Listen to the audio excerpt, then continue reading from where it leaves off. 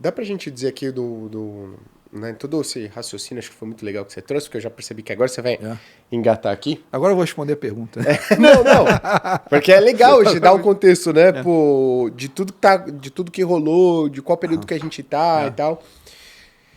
Mas dá pra gente dizer que a bolha, ela é uma expectativa de crescimento de lucro que ela não se concretizou, simplesmente? Porque a gente tem...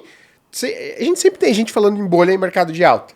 Só que, às vezes, ela não estoura. Por quê? Porque a expectativa de lucro, ela se concretiza. O crescimento de lucro, ele vem e aí faz com que esses múltiplos de preço-lucro, eles fiquem relativamente ok. Dá pra gente dizer que é isso? Só que só dá pra gente cravar olhando pro passado e não pra frente? Assim, em parte é isso, né? Eu fico imaginando o Thomas Malthus, né? Quer dizer, as pessoas dizem que isso é malthusiano, né? Malthusiano é o cara que acha que sempre as necessidades da economia vão crescer mais rápido do que a capacidade da economia de satisfazer essas necessidades. Esse é o princípio básico do malthusiano, né? O azar do Malthus, para a sua história, né? É que ele nasceu justamente no começo da Revolução Industrial. Ele não, mas eu imagino uma pessoa como Thomas Malthus, né, se ele continuasse vivo, olhando a tendência, e aí começasse a ver o PIB global começar a crescer a 2% per capita ao ano, por uma década, por 2 décadas, ele ia dizer, isso é uma bolha. Né? Isso, olha, eu olhei aqui, olha o passado aqui todo. O passado todo, o PIB cresce a zero, praticamente. Né?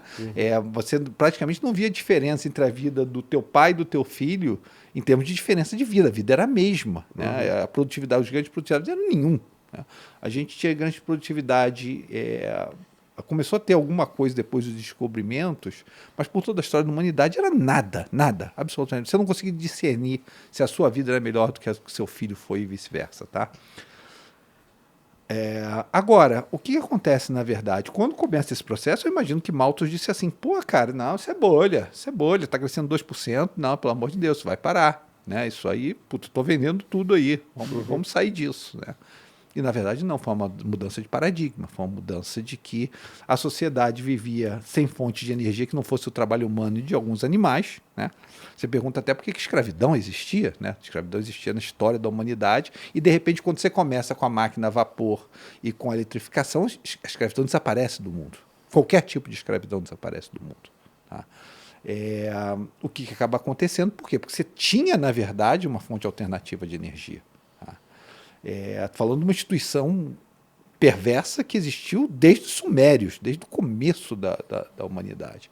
Então, é uma mudança de paradigma. O ser humano, pela primeira vez, tinha fontes de energia oferecidas a ele, em que mudou completamente um paradigma. Isso é força de energia física. Deixa eu tentar colocar isso num contexto. O ser humano, por toda a sua história, usava a sua força física para trabalho. E isso limitava a capacidade do PIB. Depois que o ser humano passou a usar máquinas, tá, o cavalo desapareceu. Tá? O cavalo foi usado para gente por transporte e para energia por toda a história da humanidade, desde ali dos sumérios e talvez ali desde eu acho que ele foi domesticado, não sei, 10 mil, 20 mil anos atrás, mas desde que ele foi domesticado, ele era parte da vida do ser humano. Ele desapareceu, a não ser, logicamente, para esporte como equitação, que a gente mantém hoje em dia, mas desapareceu da vida. Isso foi uma mudança de paradigma. A coisa mais cara do mundo hoje é a inteligência. É a coisa mais cara. Né? Basta ver quantos vocês ganham, né? Com a inteligência que vocês têm. Se o ser humano depender da máquina agora, da mesma maneira que ele precisou para trabalho, se ele usar a máquina para inteligência, qual é a quebra de paradigma que eu posso ter? Qual é a próxima quebra de paradigma se o custo da inteligência é energia elétrica? E não mais pessoas que precisam de 30 anos de estudo, 40 anos de estudo, no meu caso até um pouquinho mais, né, para atingir o ápice da maturidade intelectual. Isso é uma mudança de paradigma muito grande. Você sentar e dizer assim, o Elon Musk tem uma frase maravilhosa. Olha, essa frase do Elon Musk eu achei sensacional. E eu acho que isso faz a gente pensar um pouco nesse processo. Ele me disse que uma vez ele encontrou o Bill Gates. O Bill Gates estava vendendo Tesla, estava short Tesla, na pessoa física do Bill Gates.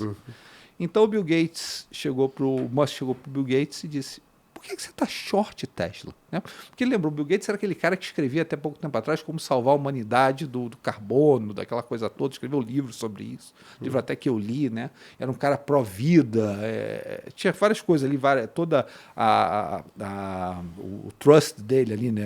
A fundação dele era para isso. Aí o Musk, cara, eu estou querendo jogar do teu lado, eu estou querendo revolucionar o mundo, por que você está vendendo a minha ação? Ele disse assim, não, porque meus consultores financeiros disseram que está muito cara, que o múltiplo está muito alto e que eu deveria vender. Daí eu disse que o Musk olhou para o Gates e falou assim, você está fazendo isso por dinheiro? Sério comigo que você fala essa coisa toda ou escreve isso tudo e você é uma pessoa que absolutamente não precisa de dinheiro, você está querendo fazer isso por dinheiro ao invés de querer trabalhar do meu lado para a gente revolucionar isso tudo? Bom, a história é história, o Musk se provou certo, o Bill Gates se provou errado, o Bill Gates deve ter fechado o short dele em Tesla, eu não estou fazendo aqui nenhum juízo de valor com relação a Tesla, tá? Mas o Bill Gates se provou errado, o Musk se provou certo, mas você vê, tipo assim, eu entendo o Musk nesse sentido. Olha a pobreza, que é muito pobre você reduzir esse discurso a valuations. Tá? Até porque, tipo assim, vamos olhar para múltiplos. A Google, o que está aí? Que a empresa está se provando a líder desse processo, vou discutir depois por quê. 25 vezes. Nvidia, perto de 30 vezes, vai. Microsoft, perto de 30 vezes. Daí você vai para Facebook, Meta, né? 20 e alguma coisa vezes também. Tá? Apple também está mais ou menos nesse ritmo. Você não está falando de valuations absurdas. Você está falando de valuations caras. Para padrões históricos. Mas você não está falando de valuations absurdas. Sim. Aí eu te pergunto, você sentou e estudou? Você sentou e entendeu o que está nesse processo? Porque quando, por exemplo, o preço de memória começa a subir 5% por dia, não é por ano não. Tá? Lembra, a inflação é 3% ao ano. Tá? O preço de memória está subindo hoje 5% ao dia. Alguma coisa está acontecendo.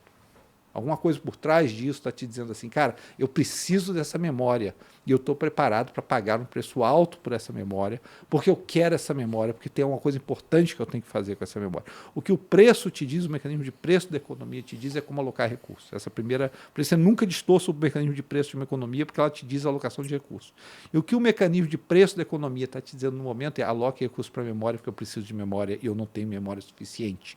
O que o mecanismo de preço de GPU está te dizendo no momento é aloque recursos para a fabricação de GPUs, porque eu não tenho o suficiente no momento. Tá? Eu preciso de mais infraestrutura, eu preciso de mais data centers.